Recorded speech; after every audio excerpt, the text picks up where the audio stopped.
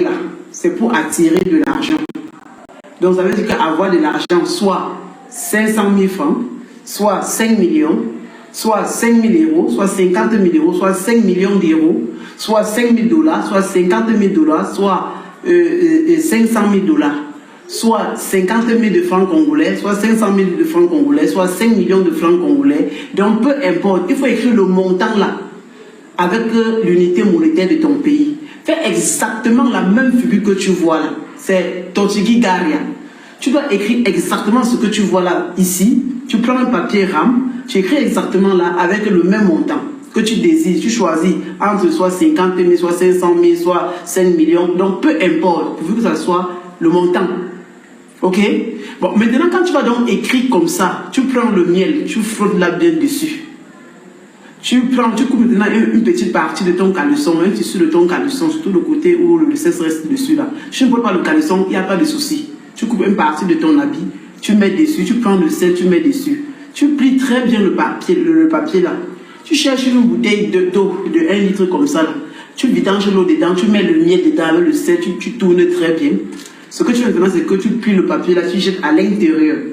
Une fois que tu plies le papier, tu jettes à l'intérieur, tu remplis cette bouteille là d'eau mielleuse avec le sel que tu as fait. Tu peux prendre même l'eau de mer, tu travailles avec, même l'eau du robinet, n'importe quel type d'eau.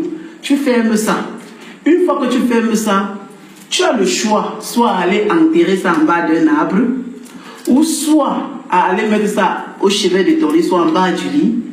Et quand tu déposes là, il faut que l'argent qui commence à entrer dans tes mains, dans tes poches, tu commences à compter.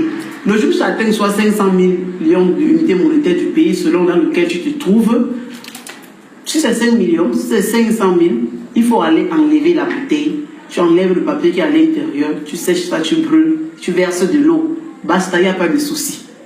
Ok, ma chérie, mon frère chéri, ma soeur chérie. Ok, Doudou. Voilà. Et quand tu l'as donc... Voilà.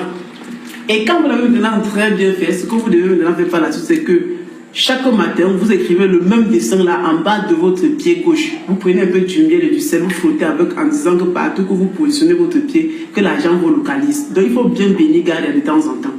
Et vous prenez aussi les feuilles de laurier, soit 7 feuilles par jour, soit une feuille par jour. Vous écrivez exactement le même schéma là sur la feuille de laurier. Quand vous vous lavez, vous mettez ça sur la braise, vous faites que la fumée de ça monte sur vous, toujours en priant et en bénissant. C'est catastrophe.